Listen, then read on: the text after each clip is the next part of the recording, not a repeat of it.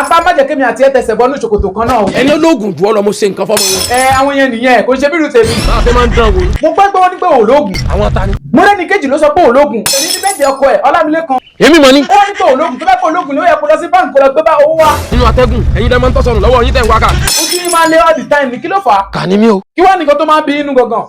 èmi. ta ló ń tọ́ ọ̀bọ̀ yín lẹ́nu. àwọn náà máa ń wù àbí ẹni tó fẹ́ kú sáà. àní talẹ́ni tó ṣẹ̀yìn.